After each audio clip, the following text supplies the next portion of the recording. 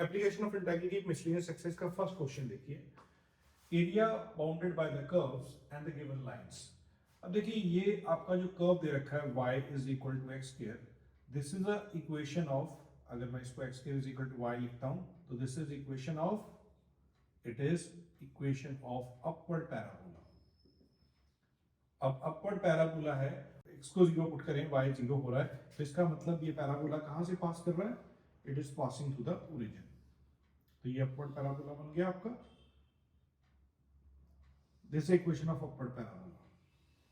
ठीक है, अब x is equal to 1, x is equal to 1 आपकी एक स्ट्रेट लाइन बनेगी, and x is equal to 2, this is also a straight line.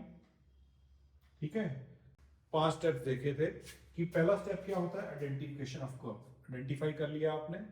अब आपने वहां रफ स्केच भी बना दिया है, ये रफ स्केच बन गया आपका, x axis y axis mention कर दिया आपने, ये ओरिजिन है, वर्टेक्स से पास करता पैराबोला बन गया। x is equal to 1 is this straight line vertical and x is equal to 2 is also this vertical straight line। अब हम क्या करेंगे, पॉइंट ऑफ इंटरसेक्शन निकालेंगे। x की वैल्यू 1 जब आप पैराबोला में पुट करेंगे तो y की वैल्यू भी क्या आ गई 1, तो पॉइंट ऑफ इंटरसेक्शन पहला चीज क्या आ गई 1,1।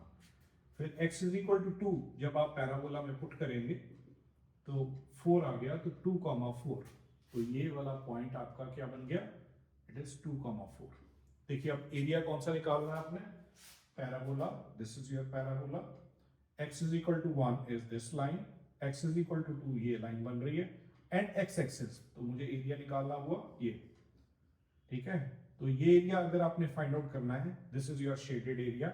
अब ये देखिए इसका बेस x एक्सिस है या y एक्सिस है, it is x axis, so x axis है तो लिमिट x की उठाएंगे, shaded area will B limit from 1 to 2, y in terms of x, तो y in terms of x लेंगे तो यहां तक जो भी एरिया बन रहा है इसके नीचे वो आ जाएगा, तो y in terms of x क्या है यहाँ पे, x square dx।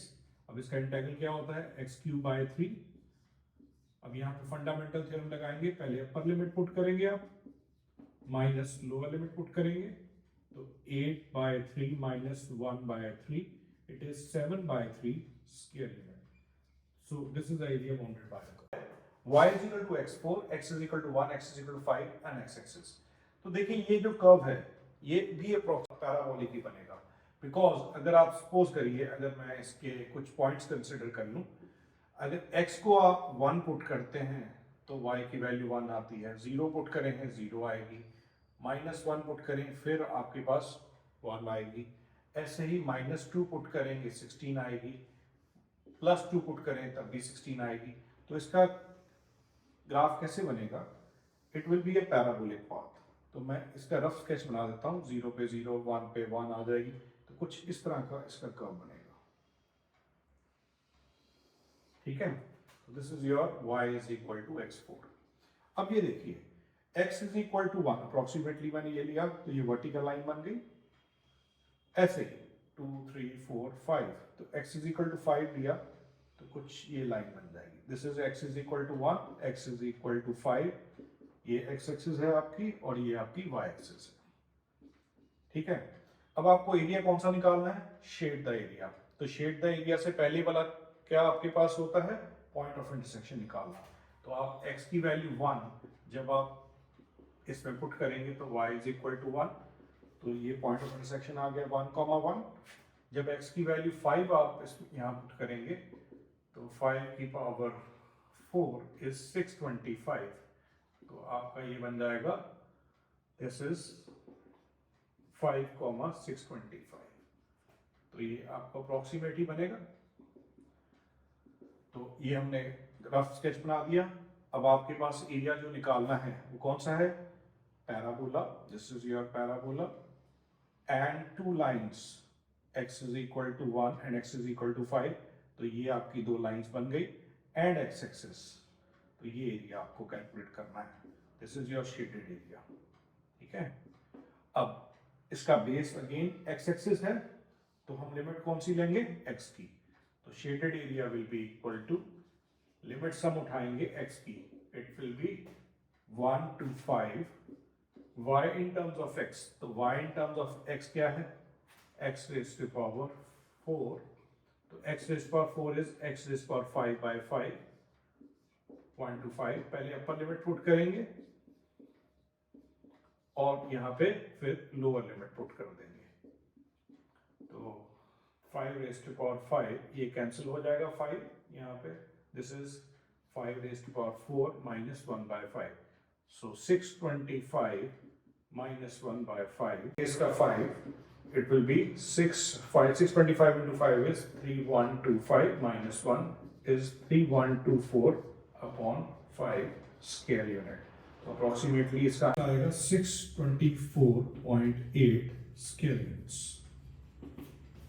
Now question number 2 is sketch the graph of the function y is equal to mod x plus 3 and evaluate from -6 to 0 mod x plus 3.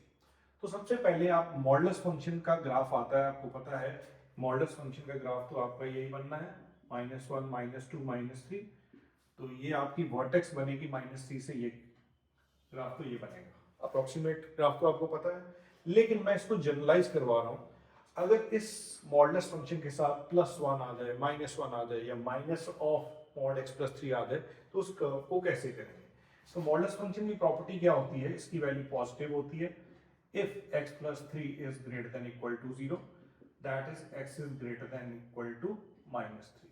Modulus की value negative कब होती है, जब x plus 3 is less than 0, that is x is less than -3. ठीक है, तो अब आपको पता था कि इसका ग्राफ ऐसे बनना है, इसकी positive value if x is greater than equal to -3 and negative value if x is less than -3. तो ग्राफ आपका क्या बना, it is 0 1 2 3 4 5 6, ऐसे ही -1 -2 -3 -4 -5 and -6, x-axis and y-axis 1 2 3 4 5 and 6. ठीक है, चलिए अब आप यहाँ पे चेक करिए, अगर मैं यहाँ पे ग्रेटर देन -3 वैल्यूज लूँ, तो ग्रेटर देन -3 आपकी कौन सी वैल्यू आएगी, -2 पुट करेंगे तो यहाँ पे 1 आएगा, फिर -1 पुट करेंगे तो यहाँ पे 2 आएगा, -1 पे 2, फिर -3 से ज़्यादा 0 लेंगे तो आपका कितना आएगा, 3 आएगा. तो ये कुछ ग्राफ ऐसा बनेगा. तो और ये कौन सी लाइन है, y is equal to x plus 3.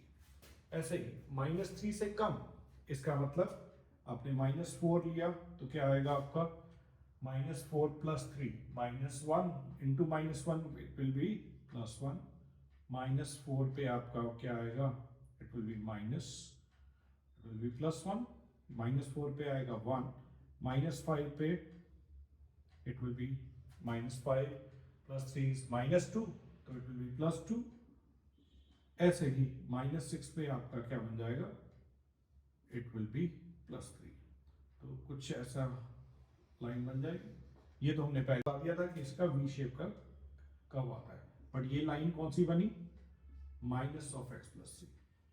अब देखिए ये तो अनबाउंडेड है, इधर भी अनबाउंडेड है, इधर थोड़ा बाउंडेड आ रहा है, बट हमने कौन सा स्पेसिफिक एरिया निकालना है. अब स्पेसिफिक एरिया आपको बताएंगे उनकी लिमिट्स. लिमिट क्या है, -6, तो x is equal to -6 से इसको बंद कर देंगे, और x is equal to 0, तो x is equal to 0 का मतलब क्या होता है, it is y axis, x is equal to 0 is y axis and x is equal to -6. तो एरिया कौन सा बाउंड हो रहा है, ये वाला बाउंड हो रहा है, और ये, तो दो एरियाज निकालने हैं आपको, तो एक है फर्स्ट पार्ट और एक है सेकंड पार्ट. तो शेडेड एरिया आपका क्या होगा, area of the region 1 plus area of the region 2. अब देखिए रीजन 1 का एरिया जो है वो कौन सा है, अब बेस इसका है x एक्सिस, तो लिमिट किसकी उठाएंगे, x की. -6 से यहाँ पे x की वैल्यू क्या है, -3, -6 से -3. ठीक है, y in terms of x, अब y in terms of x यहाँ पे क्या है, माइनस ऑफ एक्स प्लस 3। ठीक है, मैंने स्पेसिफिकली यही क्यों पिक किया है ऐसे डिवाइड करके। अगर यहाँ पे +1 आ जाए तो यहाँ +1 कर देंगे, यहाँ भी +1 कर देंगे, यहाँ +5 आ जाए तो दोनों में +5 ऐड हो जाएगा। और ये जो आपके पास लाइन लिखी है उसी की इक्वेशन यहाँ पे लिखनी है। ऐसे ही प्लस रीजन 2 क्या था, अब उसकी लिमिट उठाएंगे -3 से लेकर, ये पॉइंट यहाँ पे क्या था 0,3, तो x की लिमिट उठानी थी -3 से 0 and y in terms of x, यहाँ y in terms of x क्या है, y is equal to x plus 3, तो यहाँ पे x प्लस 3 लिख देंगे। अब इसके बाद आपने क्या लगाना है, इंटीग्रेट करने fundamental theorem of calculus, x का x स्क्वायर बाय 2, 3 का 3x, -6 से -3, फिर x का x स्क्वायर बाय 2 और 3 का 3x हो जाएगा, 3dx का x हो गया, -3 to 0। चलिए अब इसमें फंडामेंटल थ्योरम लगाते हैं। पहले अपर लिमिट पुट करेंगे, -3 पुट किया तो +9/2 और यहाँ पे -9, 3 3 9 तो -9 हो गया। Upper limit minus lower limit, -6 का स्क्वायर +36/2 और यहाँ पे -18। ये हो गया फर्स्ट पार्ट का। अब इसका लोअर लिमिट, अब इसमें अपर लिमिट पुट की, ये तो दोनों 0 हो जाएंगे, माइनस लोअर लिमिट पुट करेंगे, यहाँ पे क्या आएगा 9/2 माइनस इट विल बी -9।